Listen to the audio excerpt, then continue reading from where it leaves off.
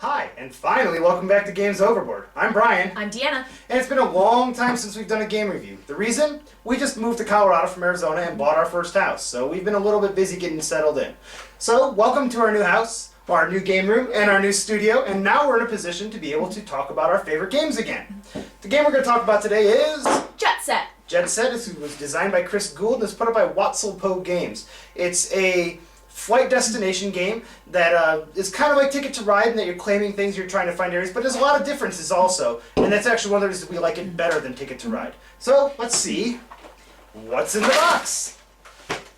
In the box, you start out with money. They're purple backed with the W on that.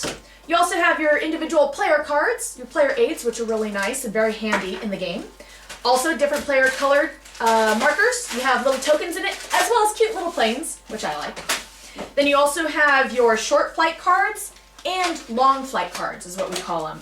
The longer flight cards are with the green backs. The short flight cards are with the purple backs. And then you have what you call your final flight cards, which say Final Flight on them. We also have a very 80s rific in color scheme and design board, which is basically a map of Europe, kind of like a lot of other train games or such like that you play. For the setup of the game, everybody's going to get 2 Final Flight cards. Those you keep secret and don't tell anybody about to start with. You all get all your planes and all your stuff. Everybody gets 30 bucks worth of money, which isn't very much money in this game. We'll talk about how you get more later on. You get your player reference card, and then we're going to put out what are called the long and short flights. Deanna has already put the long ones out. The short ones will also be out as well. Depending on the number of people in the game, there is a different number of cards that get put out. Basically, what you need to know is the short ones are worth 1 or 3 points, the long ones are worth 5 or 7 points. And the more points that they are, the more cities you have to connect in order to make that route. We'll talk about how to claim routes a little later on, but that's the most important part of it. So when you start your turn, the first thing you need to deal with is your flight cards. So, Deanna? At the beginning of the turn, what you do is you recount or add extra flight cards if needed, up to the number that was decided. Or you can pay an extra $1 for each of the either long or the short, or pay $2 for both, and then you add the double amount of what is normally on the board. When you pay that $1 or $2, you can keep on adding cards one at a time until you say stop. It's basically because you don't like the options that were there originally, but you don't want to keep putting too many cards out there because then you're giving more options to all of your opponents as well. So as soon as you see something you like, you usually want to put a halt on it. This will also accelerate the end of the game, which we'll talk about a little later on as well. Now the bulk of the game is the actions that you're allowed to do. The first action is placing planes on an unowned link. What you do is you're going to take the little chip, place it on an unowned link, such as I'm doing Paris to Bordeaux. You'll pay $5, put the thing on there, and then you can also pay an extra $5 to put your plane on there as well. So it'd be $10 you're paying to the bank. That's the first option. Now we're not going to talk about the cost for every single different option you have for placing planes on the board, because you can do it in 3 different ways. You can either claim an unowned link, you can put it on one that you already own yourself, or you can buy from somebody else's link, which is one of the things that separates from Ticket to Ride that I like. There's no way you can just block somebody so they can't go somewhere at all. I know in Ticket to Ride there's a little single area down to New Orleans that just blocks the whole side of the board from someone. That doesn't make it as fun in my opinion. You can buy from other people, it just costs more money. Where if you're buying an unowned link or your own link, you're just paying the bank. If you buy from an opponent, you're paying $5 to the bank and $5 to them for the planes. So now you've got all these little planes all around the board. So what do you do with them? That's where the other options come in. You have buy, and now there's claim a link. Now looking up here at the board, at the cards that are up here, we have Lisbon to Madrid. I'm going to move that down there. Now, if I've previously bought and put a plane on that area during the buy part of option of my turn, on the next turn I can then claim it. You only get 1 action per turn, so you got to plan your actions accordingly. Basically, I take that plane off of that link, and I get to claim that as my route. When I claim it, I put 3 of my little tokens on it, and we'll talk about how that works in a little while. Essentially, you will then have to if you wanted to use Lisbon to Spain again, then I'd have to pay to put a plane back on there, whether it's my link or someone else's. Removing the planes signifies that you're buying the links. The first 5 links you buy, you're going to get 3 tokens, and then every one after that you only get 2 tokens. And Deanna's going to talk about what that really means to the game. So throughout the game you're going to want to make sure that you collect some of these smaller ones. That way you create that engine, that generating income for you. And what you do is up through the first 5 flight cards that you get, you'll get 3 on each, 3 little tokens on each. Part of the action that you can do is get income. If you get income, you're going to take 1 token off of each card that you have, and it'll be worth $5 each. Woohoo! The problem is, as you see, that there'll be less tokens on each of those cards. So eventually you'll have no tokens on the card, and the cards will only be worth $2. So it's very important to keep collecting these smaller routes before you get to your final flight. Yeah, so basically, as the game goes on, you want to have one with a couple on it, one with one or two on there, because what'll happen is you'll be getting like a lot of money for a couple turns, but if you don't have another one that you pick up later on, then all of a sudden you'll go from like 15 bucks every turn you get in money down to $4.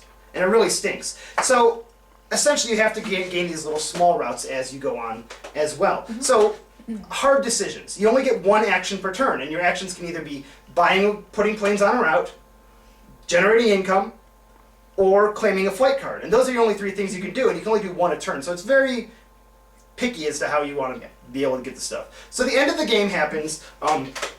Basically, there are these vacation cards that are shuffled into the deck of the short and long flights. It's actually a very complicated, kind of annoying way of setting up the deck at the beginning. Probably my only big beef of this game is it's kind of convoluted. You put like 17 cards, and then a vacation, and then 5 shuffled, and then...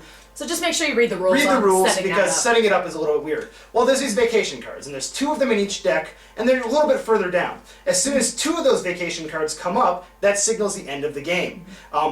The end of the game, well, the end of the game phase. Once you hit the end of the game phase, you have less options you can do, and Deanna's going to talk about the major one, which is called the Final Flight cards. We mentioned them, but we haven't talked about what they actually are. At the beginning, you got those 2 Final Flight cards, and throughout the game, you're planning on setting these up as your final flight. There are 3 cities on here, and you have to make sure that you go in order. For instance, Paris, Dublin to Belgrade. You have to make sure you go in that order, or the reverse order, Belgrade, Dublin, Paris. Same thing. So the other one, just don't even worry about. So only concentrate on one. When you play your Final Flight card, after the second vacation, you're going to say, I'm playing that. Pick up your planes along that route, so you're claiming it. And then you get 10 points for playing that Final Flight card. Which is great. Once you play your Final Flight card, you're pretty much done for the game. You don't have to do anything else except for sit there and watch everybody else try to finish their final flight. If everybody in the game finishes their final flight, then the game is over and you add up the points. You have some time though, so once you've played your final flight, every time it comes back to when your turn would be, instead of actually playing a turn, you're just going to add an airplane to your final flight card. That's worth 2 points for every airplane that goes on there, up to 5. If you or anybody else in the game gets those 5 airplanes on their final flight card, game ends immediately. If the other people haven't finished their final flight or anything by then, too bad, so sad. You don't get to do anything else. Game is over. Add up the points. If there's a tie, I believe it's money breaks the tie. Yeah. But you can see how important it is. You want to set it up because when you think the end of the game is coming with the vacation cards, you want to make sure you're having your planes all over the board again to do it. The only option in the game that lets you put more than one plane in more than one location is buying on your own routes. But there is a surcharge, and look at the rules for that. Really cool game. Plays really easily, actually teaches fairly easily to most people, especially if they've played any other kind of game with like route building and such like that. I love it. I think it's a lot of fun. I think there's a lot of tough decisions, and there's a lot more interactivity because, like, I really don't want to pay Deanna to go from Paris to Bordeaux, but I really need it for my final flight, so I'm going to buy a plane, put a plane on her route so I can use it then later on. So there's a lot more interactivity, there's a lot more usage of other people's stuff. Yep, I love it, and I absolutely love the cool little airplanes that come with it. I'm a sucker for those, too. We love our bits, as you can know from lots of games we play. Great game. Yep. If you can find a copy of it, go and grab it. Like I say, besides the 80s color scheme, which actually I kind of like. But yeah, it's a great game. If for more information about it, check out BoardGameGeek.com. Also, you can go to our website, GamesOverboard.com. We'll be posting more videos a lot more frequently than they have been recently, as well as written posts and stuff. We'll also be at BGG.com in Dallas, so if you want to play a game with us, email us and talk to us and see what's going on. My BGG ID is Gordon1018, and she is Orange Meeple. Yep. So contact us if you want to play a game. We'd love to play with you, and we'd love to give you our opinions of other games in the future. Thanks for watching. Thanks.